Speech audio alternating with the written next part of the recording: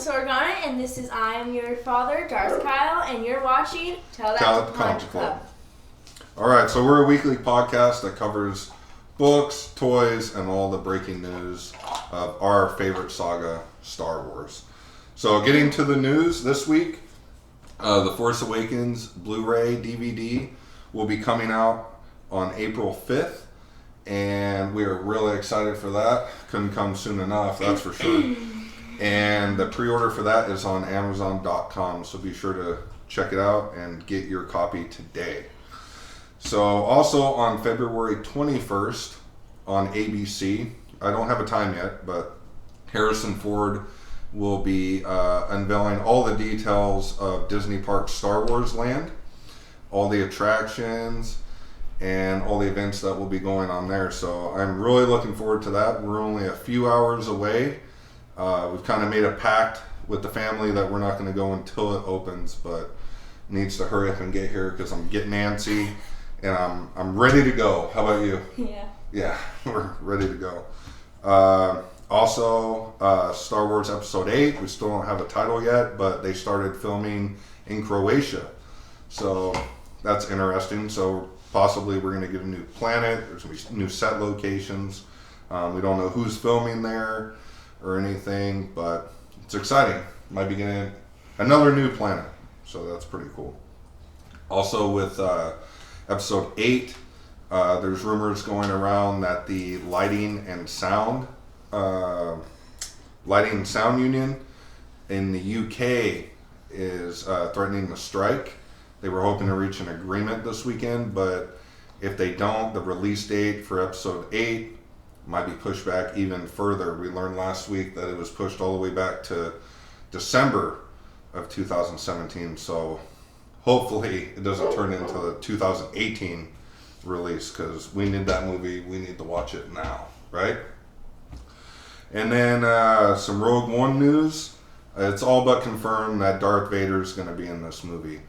There's news of him having outfits in the movie. They've seen props on display, and from what I'm hearing is that we're going to see a real menacing Vader. We're going to see Vader in his prime, and he's going to be ruthless, and he's going to really take it to these rebels that are trying to find or sneak the Death Star plans back to the leaders of the rebellion.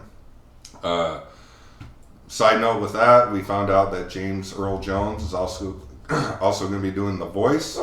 We don't know who's going to be in the suit yet, but we do know that he's doing the voice. So that's the way it needs to be. That's the way it should be. And I'm looking forward to seeing Vader. So that movie will be coming out in December of this year. Rogue One, a Star Wars story. Yeah, and so this Wednesday we watched Rebels, and this episode was called The Protector of Concord Dawn. Mm-hmm.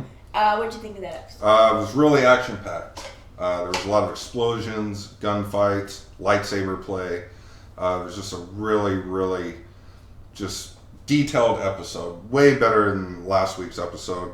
The visual effects in this episode were stunning. I don't want to give too much away. I don't want to spoil it for any of our friends that haven't seen it, but it's a great story, ties into the Clone Wars. Like I said, there's an opening shot where they're in space, and it's just stunning visuals, purples and blue hues, and it's just done great. They deal a little bit with Mandalorians. They get into a little bit of that, so like I said, it ties into the Clone Wars. And also, we found out that the latest issue, which I'm not reading, the latest issue of the Kanan comic, ties into this episode. So that's a perfect tie-in for these two things. So you get a little bit of backstory of who they're dealing with in that episode, and you find out that these two have history. So that's pretty cool. So next week, we're going to have a new episode called Legends of Lasat. So that's going to dive in more with Zeb's backstory. So maybe we're going to see his family. We're going to find out what happened to his species, because as far as we know, there's not few of them left. And that's going to be a great episode, so I'm looking forward to that. Any thoughts on Rebels? Any things you'd like to see? Yeah. Okay, so So, there was stuff about Hera. And, in the series of Rebels, I really like Hera, and they did a lot of suspense with that character, and they kind of expanded more on that character. She's a great character. She's a great leader. She's a good, strong female hero, kind of what we get with Rey. Mm-hmm. And, she ends up in some trouble in this episode. But, we see her drive, and, hopefully she's going to be okay, without giving too much away. So, you want to talk about this right here? Yeah, so this week I read the Princess Leia comic, and it starts out, the setting of it is right after A New Hope, right as it ends, and where Luke and is Han on there too? Yeah, it's during the medal celebration, right. And after that, Leia goes and tries to kind of save, I guess, the survivors of of Alderaan. And throughout that, there's a new character that I think her name is Yvonne. Yvonne, yeah. But she was illustrated a lot like Luke, and so that was. It's a little confusing. Yeah, it was pretty confusing. So where does Leia go to find these survivors of Alderaan? Naboo. You sound no like the Naboo. They think they're so smart. I was about to say. They brains too big, right? Quoting the boss Nass. But it was a good tie-in to see her go to her mother's home planet. Granted, she doesn't know that, that's her mother. But you want to talk about that cool little tie-in right there? Mm-hmm. So, my favorite part of the comic was that Leia saw an image of Padme in what looks like stained glass. Mm-hmm. And might have been a vision. Mm-hmm. We don't know. Yeah. But she did... she had some type of connection to her. She couldn't figure out what it was, but she thought that she was beautiful when she seen her saw her. And it was great illustration in there of how they did Padme and the vision that she had seen. So overall, what did you think of the Princess Leia? Well, Princess Leia is not my favorite character. So, if you like Princess Leia, then read the comic. But for me, my opinion was that it was pretty boring, and it moved kind of slowly throughout the process. Yeah, I wasn't the biggest fan of this one. The pacing was real slow. It didn't really have too much to offer. You get a nice little backstory of what's going on in the rebellion, the power structure.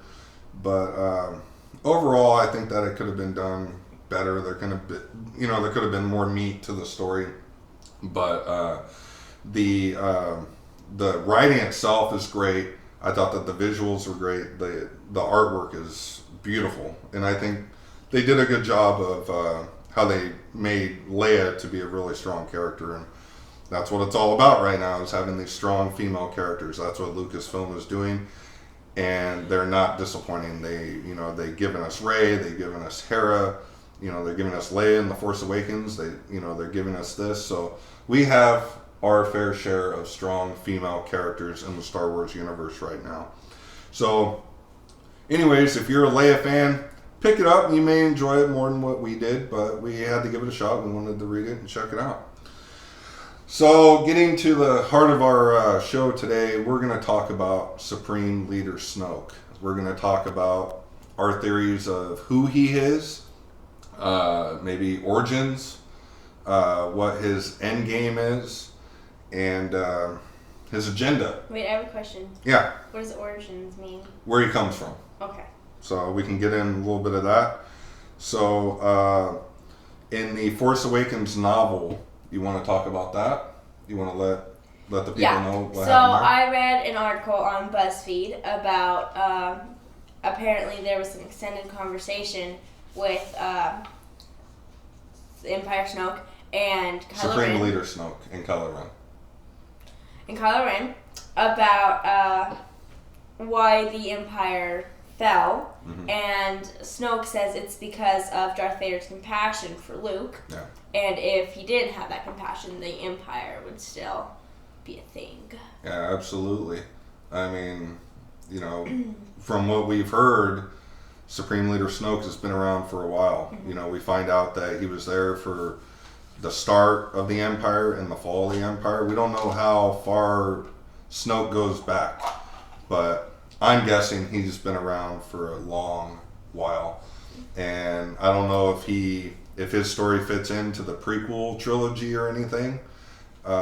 It may. I mean, my opinion has always been that he is Darth Plagueis. He was the master of Darth Sidious, and we're going to find out probably in episode 8 what's going on with Snoke. I don't think that we're going to see a hologram of Snoke like how we did in The Force Awakens. I think we're going to see an actual physical rendition of Snoke done by Andy Serkis. You want to talk about what Andy Serkis said about Snoke? So, Andy Serkis was quoted to have said that Supreme Leader Snoke is a new character and new to the Star Wars movies. Okay, so he's saying he's a new character, but Darth Plagueis has never been in the movies. He's only been mentioned. So I'm still sticking to the theory that he is Darth Plagueis. But if he is a new character, that's fine. I just hope that it's done well. You don't want a strong dark side character in the background scenes. Someone that's stronger than Plagueis, or I'm sorry, stronger than Sidious in the the prequels or the original trilogy. Just wouldn't make too much sense that Palpatine had a rival out there. It just doesn't really add up. So that's why I'm sticking with the Darth Plagueis theory. Another theory that I've heard is that he was a student of Luke Skywalker after Skywalker started his Jedi temple. That maybe Luke didn't know what Snoke was doing, that he had tapped into the dark side and had secretly stolen Kylo Ren to be his apprentice underneath Luke's nose. So that's a pretty good theory. One that I find intriguing that I don't think is going to happen, because I don't think, the hardcore fans watch Rebels, but the average Star Wars fan doesn't watch it, so it'd be kind of hard to do a tie-in. I think it would be really cool if we find out that Ezra or Kanan was Supreme Leader Snoke. I think that would be pretty cool. But there's tons of theories out there. I've heard that it's Darth Vader, it's Leia, it's Kylo Ren in the future. Star Wars doesn't really do the time travel thing very well. They've never really touched on it, so I don't really want to see him do that. But he's an interesting character, to say the least. And I thought the way that they did it in the movie, when they first did it, I was like, we're dealing with a giant. And I'm not going to say I walked out, but I was pretty disappointed. And then once I found out that it was a hologram, then I was okay with it. So you never know. Snoke might be the size of Yoda. I don't know. We'll see what happens. So you want to talk about toys now? Sure. Okay, we can talk about toys. So we made some purchases this week. I usually do my best on Monday and Friday to go out and see, what we have at the stores here. And it's kind of sparse sometimes, but this week I really hit the jackpot, and we got some cool figures. So we're going to talk about the 3.75 5 TOA figures. These are the Build-A-Weapon, which I'm not a super fan of. I can do, without the weapon, but the first one that we got the First Order Stormtrooper, and he is perfectly done. I love everything about this trooper, and the paint's good. There's no smearing or anything. And just overall a good 5 POA figure, kind of a throwback to the original ones. The second one that we have the First Order Snow Trooper, and you don't see these guys for too long in the movie. There's only one scene with them, but these guys are really done well, and it's a good throwback to Empire Strikes Back. You like him? Yeah. I think he's pretty cool. So, like I said, I can do it without the Build-A-Weapon. Basically, there's 3 of a series, and you put it together, and you get like a master build of the weapon. So, and the last one we got, these guys are in the beginning of the movie during the invasion of Jakku with Lor San Tekka. We got the Flame Trooper. And this guy comes with his pack that holds his fluid, his flammable fluid, and they torch the village of Jakku. And this guy's really cool. I got the Black Series version of this guy, but I think that these 3.75 figures are done really well. So I'm looking forward. It was just announced a week ago that they're going to be doing a unmasked Kylo Ren, and I'm still looking for the Rey figure with the lightsaber. So that brings us to our Black Series, our 6-inch Black Series that we got this week. So I'm going to do one, and then Liz will do one. So you want to do yours first? Mm-hmm. So this is Han Solo. Old Han Solo. And he's a great character. You want to read the description for everybody on the back? He looks blonde. Okay. So it says, the exploits of Han Solo are legendary. He's been a famous smuggler, captain of the Millennium Falcon, and a hero of the Rebel Alliance. As the galaxy teeters towards war, Solo once again finds himself in the center of the action. They called him Solo. Yeah, he's a great figure. My only complaint with it is that he has brown hair. You know, in the movie we kind of get gray-haired Han Solo, but the detail on the face is perfect. It looks just like Harrison Ford. So he's a good addition to our Black Series collection. He's number 18.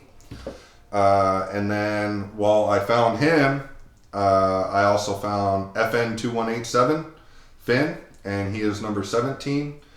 And his description is, after his first taste of combat during a brutal First Order night assault on Jakku village, Stormtrooper FN2187 defects from Kylo Ren's forces, becoming a fugitive. And this is a really great figure. It's basically a repack of a First Order Stormtrooper, and they put Finn's head on it. But you get the helmet, and you get the bloody helmet from the handprint from the first part of the movie. This is a great figure. This is a good addition to our collection. The Black Series are really hard to find in our area. We have more luck finding the 375s. I was really lucky to find these. I still haven't found the General Hux. I haven't found the other Snow Trooper and the Jango Fett, but we are getting the Ahsoka. She's coming soon. The Darth Revan later on this year. I'm trying to think of who else that I would want. Probably that other, not the Snow Trooper officer, but just the regular Snow Trooper to add to my collection. So this brings us. This guy right here brings us to our Funko Pop Nien Nunb, which we got on Tuesday. It had came out that Funko Pop had come out with the FN2187 figure, and it's got the bloody helmet. My wife was hooked as soon as she seen it. Saw it. I keep saying seen. So she wanted to hop in the car. We packed up. We went into town. It's a Target exclusive, and we didn't find it, so we'll keep trying. They didn't have too many pops. I think all we saw there was a Captain Phasma and a Ric Flair. Woo! Right? So. What? Never mind. Before your time. So, anyways, we ended up on the way home. We stopped at GameStop, and we got the GameStop exclusive Nien Nunb from the Force Awakens. There's two versions out. There's a Return of the Jedi version. Then there's this guy. I like this guy more. Both were there, but I really like this version. And we are addicted to pops. That's for sure. So that's our toy acquisitions this week. I think we did pretty good. We got a couple exclusives. We got some original 3.75 packs that are finally rolling out. And we got some of the latest Black Series figures, which I was completely stoked about, considering it took me about 3 or 4 months to get a Phasma. So, you want to talk about our giveaway? Sure, okay. All right, let's talk about that. So, last week we talked about giving away the C3PO Pop ceramic mug. And it's really easy to win this. All you have to do is go to Kanjiklub on Facebook, like it, and post your favorite character. We want to hear from you. Okay, and then we'll come back next week where you'll find out if you won. And check the description below for your portal to Facebook. Yeah, this is the ceramic mug that was given away on our last week's episode for the Funko Pop Smuggler's Bounty. And we're just going to give it away. So like she said, just go on there. Let us know who your favorite character is. We want to know. She has hers. I have mine. Mine's over there. Han Solo it is. No answer is a bad answer. Unless it's Jar Jar Binks.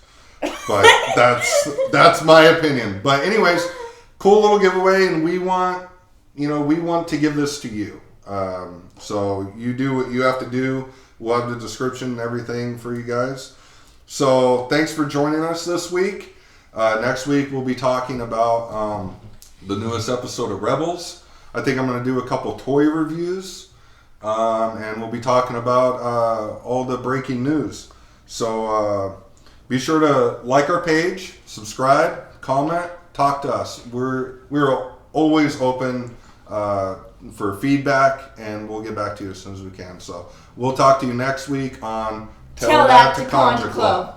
Bruh. I broke your pin.